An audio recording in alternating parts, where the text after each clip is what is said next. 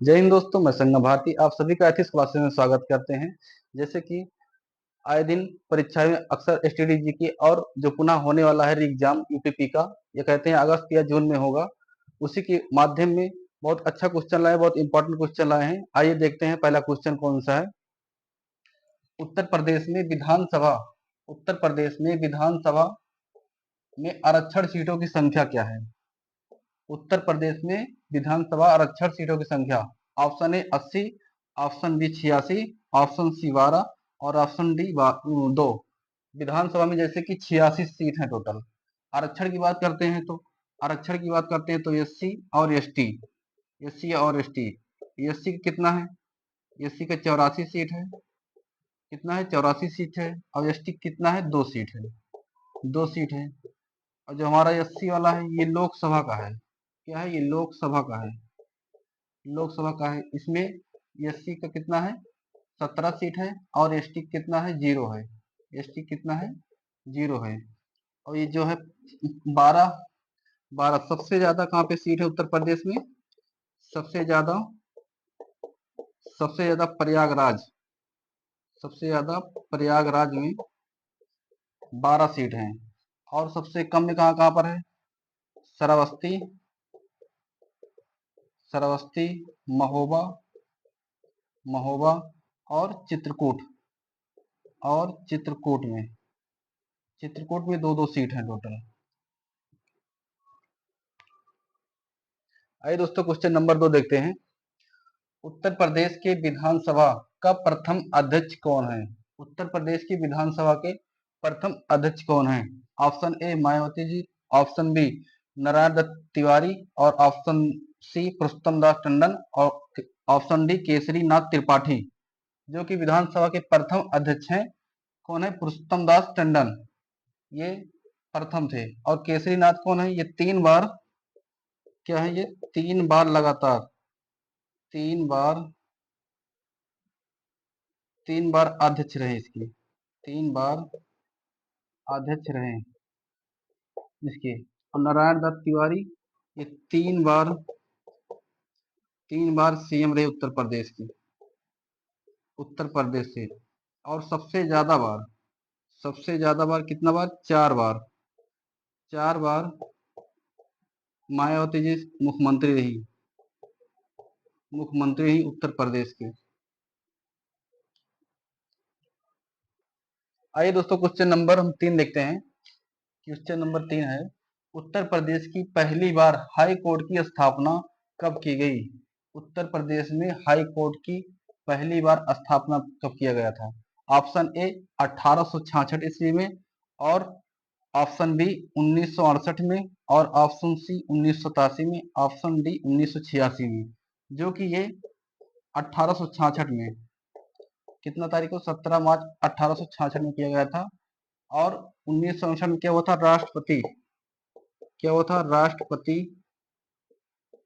राष्ट्रपति शासन लगा था। और उत्तर प्रदेश कितनी बार लगा है अब तक?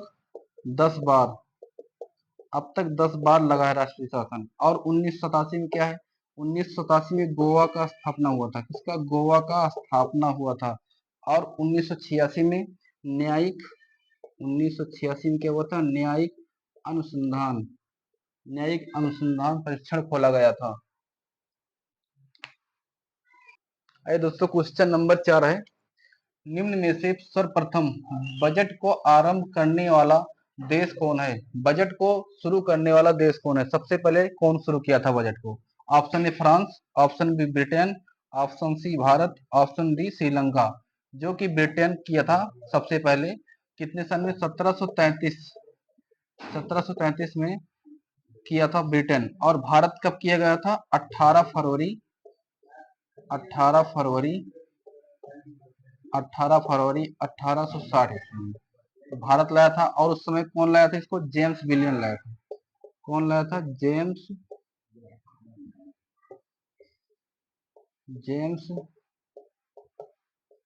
विलियन। और उस समय वायसराय कौन था? उस समय वायसराय कौन था? Lord Canning. उस समय वायसराय लॉर्ड कैनिंग थे। आइए दोस्तों लोग क्वेश्चन देखते हैं। आइए दोस्तों क्वेश्चन नंबर 5 देखते हैं। निम्नलिखित में से धातुओं का शहर कौन है? निम्नलिखित में से option A Ghazipur, option B Varanasi, option C Moradabad, option D Chandauli. कौन सा इसमें मुरादाबाद है धातुओं का शहर? और जो गाजीपुर है ये काशी की छोटी बहन है। क्या है? काशी की छोटी बहन, काशी की छोटी बहन है। और वाराणसी क्या पे आप यहाँ पे क्या है? मोक्ष नगरी। क्या है? मोक्ष नगरी। और घाटों का शहर, घाटों का शहर। और क्या है? ये प्राचीनतम शहर, एशिया का प्राचीनतम शहर जिसे कहते हैं, एशिया का प्राचीनतम शहर। और चंदौली क्या है? यहाँ पे चावल का कटोरा जिसे कहते हैं, चावल का कटोरा, चावल का कटोरा, चावल का कटोरा भी कहा जाता है इसको। आइए दोस्तों क्वेश्चन नंबर 6 देखते हैं। निम्न में से नवाबों का शहर कौन है? नवाबों का शहर पूछ रहा है। Option A Rampur, option B Kannauj, option C Jaunpur और ऑप्शन डी फिरोजाबाद। जो कि नवाबों का शहर कौन है? रामपुर। नवाबों का शहर उसको कहते हैं, लखनऊ को भी कहते हैं, लखनऊ को भी कहते हैं नवाबों का शहर। कन्नौज में क्या है?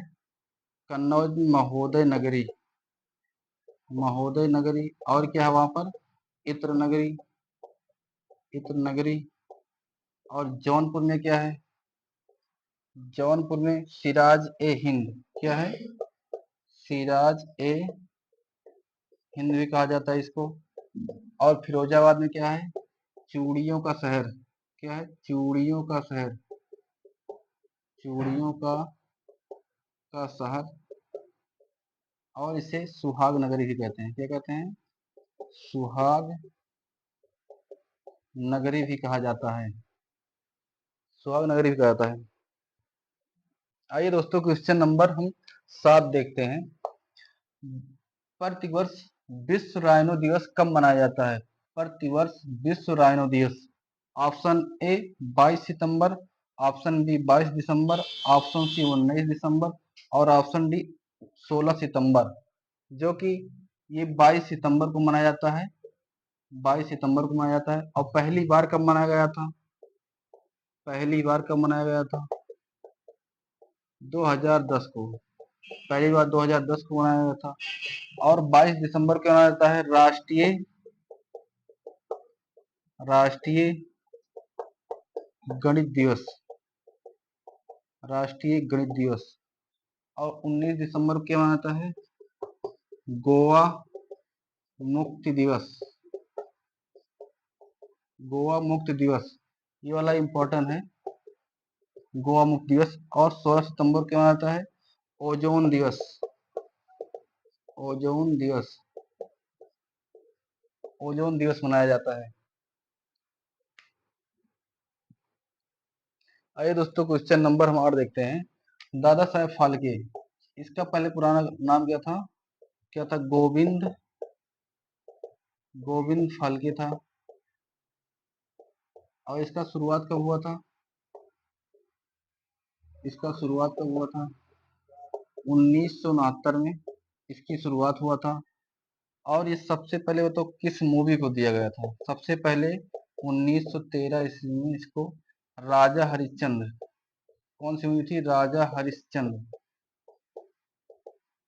राजा हरिश्चंद्र मूवी को दिया गया था। ये फिल्म है, फिल्म है, इसको दिया गया था 1913 में। और पहली बार, पहली बार किसको मिला था? पहली बार देविका, देविका रानी को मिला था। और इसमें क्या है? इनाम क्या है इसमें? 10 लाख रुपए, 10 लाख रुपए और एक स्वर्ण कमल।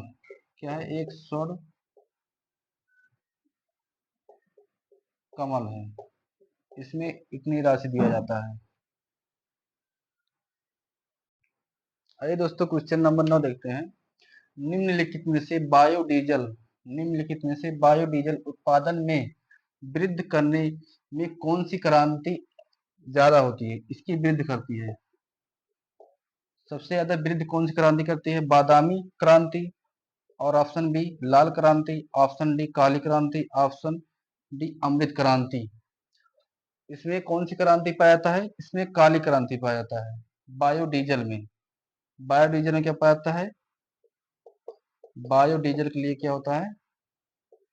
काली क्रांति। अमृत क्रांति क्या होता है? अमृत क्रांति जो नदी होती है, नदी के लिए होती है। लाल क्रांति होती है, लाल क्रांति, लाल क्या होता है? टमाटर होता है ना, इसीलिए टमाटर इसी को बोलती है। लाल क्रांति टमाटर के लिए किया जाता है। और बादामी क्या होता है? बादामी क्रांति, ये मसालों के लिए। किसके लिए है? ये मसालों के लिए वृद्धि, मसालों के लिए है बादामी क्रांति।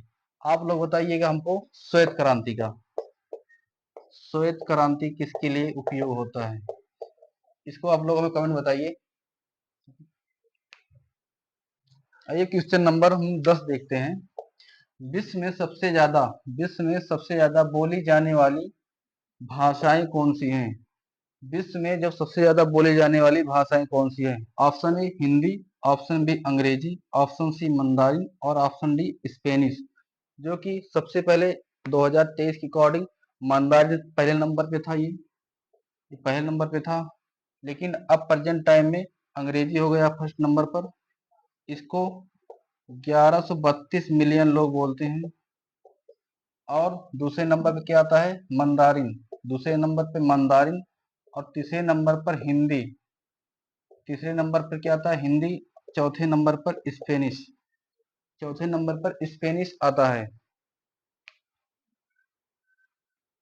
आइए दोस्तों क्वेश्चन नंबर 11 देखते हैं। निम्नलिखित में से बनिहाल दर्रा किस राज्य में स्थित है? बनिहाल दर्रा किस राज्य में स्थित है? जो कि बनिहाल दर्रा जम्मू कश्मीर में स्थित है। और बताइए आप लोग उत्तराखंड, उत्तराखंड में क्या है? लीप लेक दर्रा, लीप लेक दर्रा स्थित है। लीप दर्रा। बताओ सिक्किम में कौन सा है?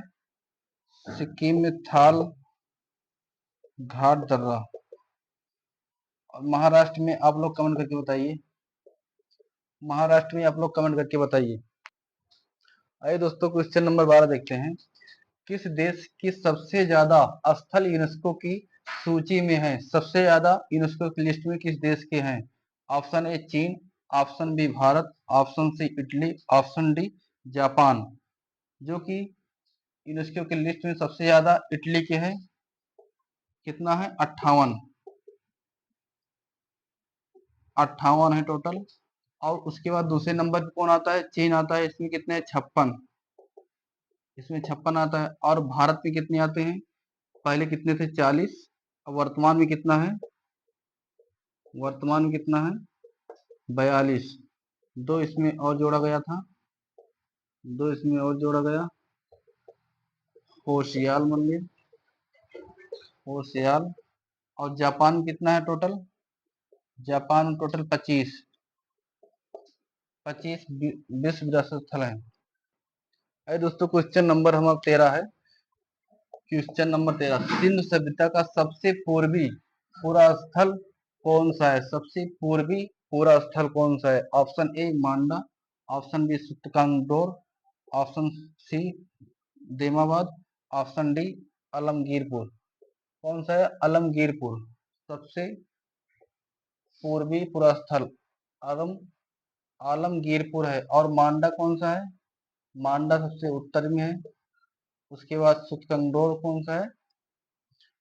सुतकंदोर पश्चिम में है, पश्चिम में है। और ये दक्षिण में है। देमाबाद कहाँ पे है? दक्षिण, देमाबाद दक्षिण में है और ये पूर्वी में है। आइए दोस्तों क्वेश्चन नंबर हमारा 14 नंबर है। क्वेश्चन नंबर 14, सिंधु सभ्यता के मुख्य फसल गेहूं के साक्ष्य कहाँ से मिले? गेहूं का साक्ष्य पूछ रहा है, कहाँ से प्राप्त हुआ? जैसे कि है, ये है कहाँ से है? रंगपुर से है। इसका एक ट्रिक है, क्या है? अब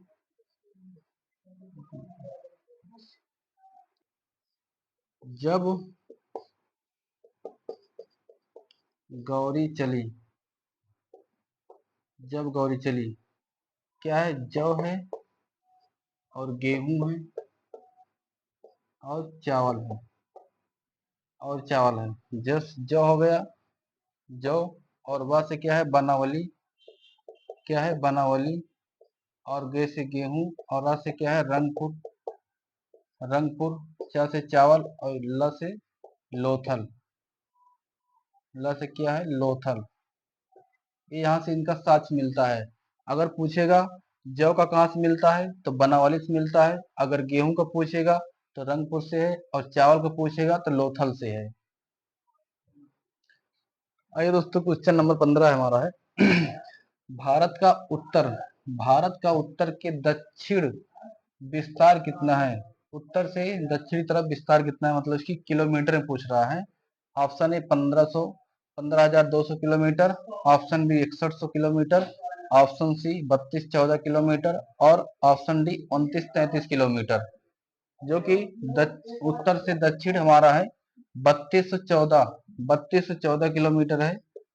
और ये है क्या है, दक्षिण से पश्चिम हमारा 29 है। 15,200 क्या है, ये 29 वाला है, ये पूरब से पश्चिम है। और जो ये 15,200 है, ये स्थलीय अंतरराष्ट्रीय सीमा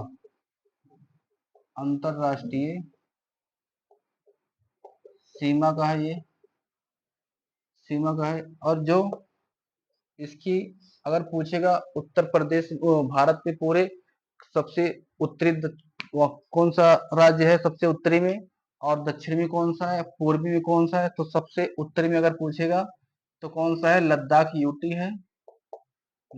यूटी है। अगर राज्य पूछेगा तो हिमाचल प्रदेश है। क्या है, हिमाचल प्रदेश है। अगर पूछेगा क्या पश्चिम में तो कौन सा है, अरुणाचल प्रदेश पूर्वी में है। और अगर पूछेगा दक्षिण में तो कौन सा होगा, दक्षिण में कौन सा है, तमिलनाडु दक्षिण में है। और पश्चिम में कौन सा होगा, गुजरात।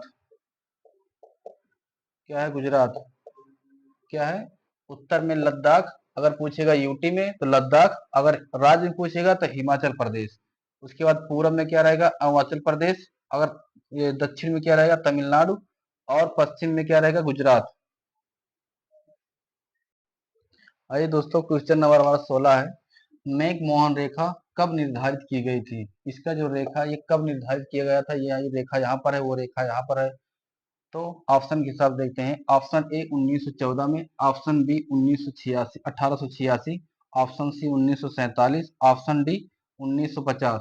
जो कि मैकमोहन रेखा ये 1914 में है। और कौन कौन से देश के बीच है, भारत और चीन के बीच ना, भारत और चीन के बीच है ये, भारत और चीन के बीच ये मैकमोहन रेखा है। और जो 1896 में क्या है, ये 1866 में डूरेंड रेखा है ना। क्या है, डूरेंड रेखा। और 1947 में क्या है, रेड क्लिफ ना, रेड क्लिफ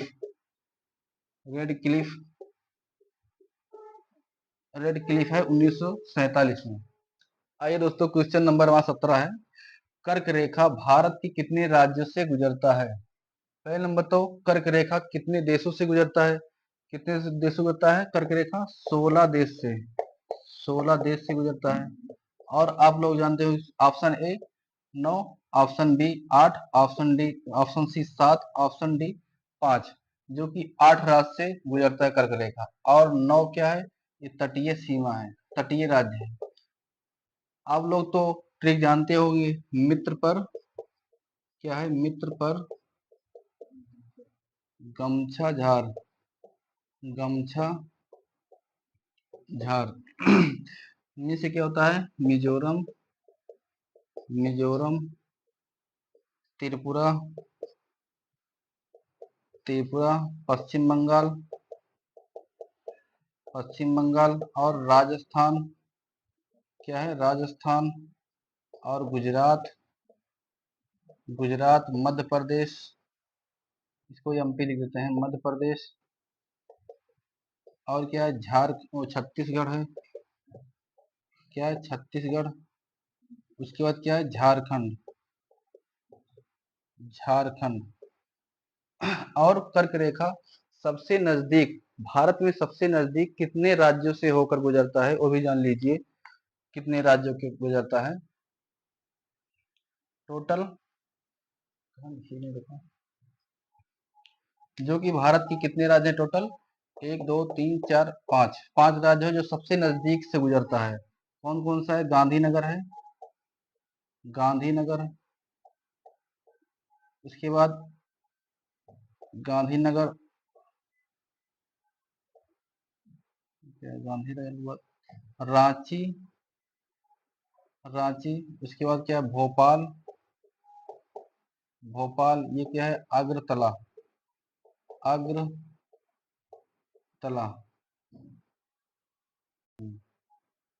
और उज्जैन, उज्जैन। आइए दोस्तों क्वेश्चन नंबर 18 देखते हैं। भारत का सबसे कम तटीय रेखा वाला राज्य कौन सा है, भारत का सबसे कम तटीय वाला राज्य, option A Gujarat, option B Andhra Pradesh, option C Andaman Nicobar, option D Goa. वैसे भी गोवा छोटा है ना, हमारा ऑप्शन गोवा सही है। 106 किलोमीटर, कितना है 106 किलोमीटर इसका भारत से टच करता है। अंडमान निकोबार कितना है 1920, कितना है ये 1920 किलोमीटर है ये। और आंध्र प्रदेश कितना है 973, 973 किलोमीटर है। और गुजरात कितना है 1214 किलोमीटर, 1214 किलोमीटर गुजरात का है। गोवा का 101 है, 101, 101 किलोमीटर। आइए क्वेश्चन नंबर हमारा 19 है। संविधान सभा द्वारा भारतीय राष्ट्रीय ध्वजा को कब मान्यता मिली या कब दी गई, ऑप्शन ए 22 जुलाई 1947 को, ऑप्शन बी 24 जनवरी 1950 को, ऑप्शन सी 26 जनवरी 1950 को, ऑप्शन डी 26 नवंबर 1949 को। कब दिया गया था, तो भारतीय राष्ट्रीय ध्वजा ये 22 जुलाई 1947 को इसको दिया गया था मान्यता। और जो हमारा 24 जनवरी 1950 को है ये राष्ट्रीय ज्ञान, क्या है राष्ट्रीय गान और राष्ट्रीय गीत, क्या है राष्ट्रीय गीत, राष्ट्रीय गीत, ये दोनों को मिला था। और 26 जनवरी को लागू हुआ था, 26 जनवरी को लागू हुआ था, और 26 नवंबर 1949 को बनकर तैयार हुआ था, बनकर तैयार हुआ था। और जो तिरंगा है इसको कौन, इसका कौन डिजाइन किया था, तिरंगा का जो हमारा राष्ट्रीय ध्वजा है तिरंगा, इसको कौन डिजाइन किया था, इसको कौन डिजाइन किया था, क्या नाम है इनका, वेकैया, वेकैया,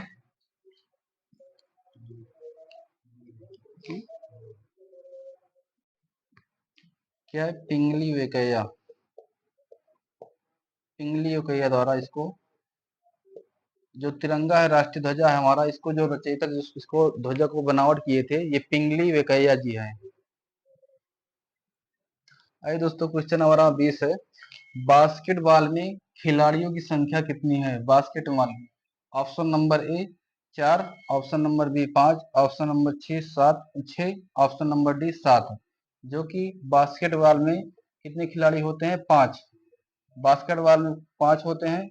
और ये क्या होता है पोलो में, पोलो में 4 खिलाड़ी होते हैं। और 6 किसमें होते हैं, 6 वॉलीबॉल में होते हैं, 6 वॉलीबॉल में होते हैं। और 7 क्या होते हैं इसमें, कबड्डी, 6 कबड्डी और नेटबॉल, नेटबॉल होता है। आप लोग बताइए रग्बी में कितना होता है, रग्बी में 15 होता है। और रग्बी लीग में कितने होते हैं, रग्बी लीग में कितना होता है 13 होता है। और खो खो, खो खो में कितने होते हैं 9, खो खो में 9 होते हैं। क्रिकेट में कितना होते हैं, क्रिकेट में कितने होते हैं? 11 11 खिलाड़ी होते हैं ना। आइए दोस्तों, क्वेश्चन नंबर हमारा 21 है। तीरंदाजी तीरंदाजी किस देश का राष्ट्रीय खेल है? तीरंदाजी जो है हमारा, ये किस देश का राष्ट्रीय खेल है? Option A Bangladesh, option B Canada, option C Australia और ऑप्शन डी भूटान। जो कि तीरंदाजी हमारा ये भूटान का है। कहाँ का है? भूटान का है। और बांग्लादेश में क्या है? कबड्डी। यहाँ का राष्ट्रीय खेल क्या है? कबड्डी। यहाँ का राष्ट्रीय खेल कबड्डी है। और कनाडा क्या है? ICC hockey. क्या है? ICC hockey. और ऑस्ट्रेलिया क्या है? क्रिकेट। क्या है? क्रिकेट। ऑस्ट्रेलिया का क्रिकेट है। आइए दोस्तों, हम अगला क्वेश्चन लेते हैं। एशियन गेम्स 2023 में भारत ने कितने मेडल जीते? ऑप्शन 107, 110 और सी 115, डी 120। पहले इसके बारे में कुछ जान लेते हैं। एशियन गेम्स ये कब खेला गया था? सबसे पहले कब खेला गया था? ये 1951 में खेला गया था। और 2018 में, और सन 2018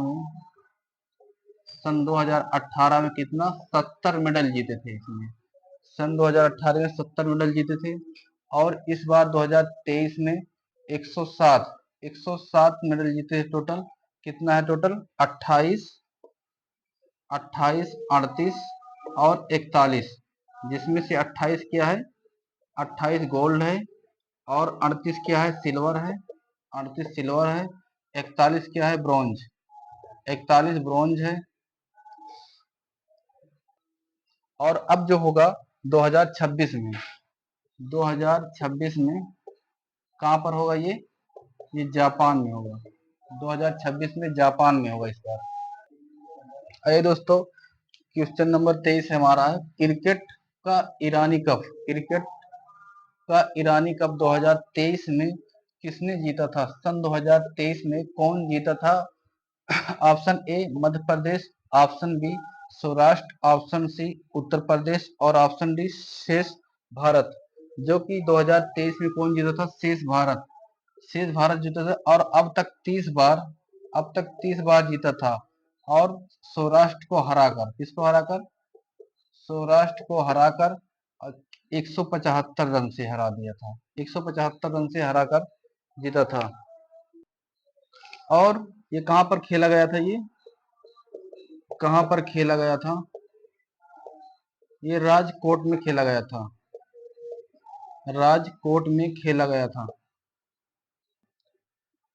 आइए दोस्तों, क्वेश्चन नंबर 24 देखते हैं। आर्यों की मुख्य प्रमुख सामाजिक इकाई क्या है? आर्यों की मुख्य और प्रमुख सामाजिक इकाई क्या है?